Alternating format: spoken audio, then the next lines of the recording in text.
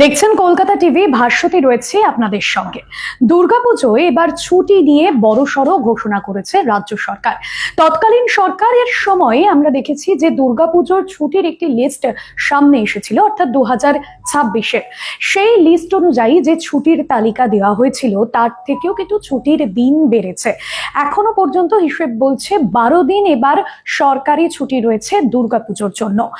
যেরকম মহালয়াতে ছুটি রয়েছে, মহালয়ার পর দুর্গাপুজোর যে সমস্ত দিনগুলো রয়েছে সেই ছুটি থাকবে। পাশাপাশি এবার যেহেতু লক্ষ্মী পুজোর দিন রবিবার পড়েছে, সেই ছুটিটা কিন্তু মিস হচ্ছে না সরকারি কর্মীদের। শুধুমাত্র সরকারি কর্মীরা নয়, যে সমস্ত সরকারি শিক্ষা প্রতিষ্ঠান রয়েছে, যে সমস্ত স্কুল কলেজগুলো রয়েছে, সেই সমস্ত কিছুই কিন্তু এইরকম ভাবে ছুটির যে তালিকা, সেই তালিকা দেওয়া হয়েছে।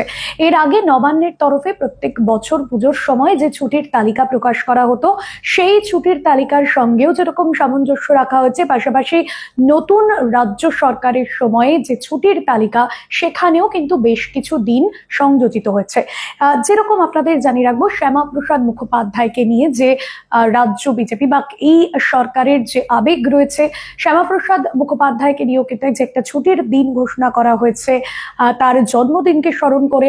অন্যদিকে যে বিষয়টা আপনাদের জানিয়ে রাখবো, মহাত্মা গান্ধীর জন্মদিন যেটা বরাবরই ছুটি থাকে, সেই দিনটি যেরকম ছুটি রয়েছে, অন্যদিকে দুর্গাপুজো শেষ হওয়ার পরেও 23-24-এও কিন্তু ছুটি থাকছে। এই ছুটিটা কিন্তু বলা হচ্ছে যে বিশেষভাবে সংযোজন করা হয়েছে এই রাজ্য সরকারের সময়।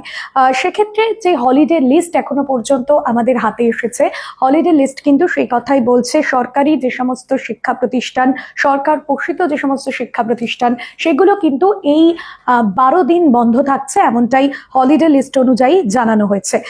পাশাপাশি যে বিষয়টা জানিয়ে রাখবো, 25শে অক্টোবর রবিবার, যেটা আপনাদের বললাম, সেই রবিবার ছুটিটা কিন্তু 26শে অক্টোবর লক্ষ্মী পুজো না থাকলেও এক্সট্রা ছুটি হিসেবে সংযোজিত হয়ে যাচ্ছে। অর্থাৎ যারা এই মুহূর্তে সরকারি কর্মী বা বিভিন্ন সরকারি শিক্ষা প্রতিষ্ঠানে চাকরি করেন, বা যারা পড়াশুনো করছে সরকারি বিভিন্ন শিক্ষা প্রতিষ্ঠান বা কলেজে, তাদের জন্য কিন্তু এই দিনগুলিকে ছুটি হিসেবেই ধার্য করা হয়েছে। ইতিমধ্যেই সেই হলিডে লিস্টও সামনে আসছে।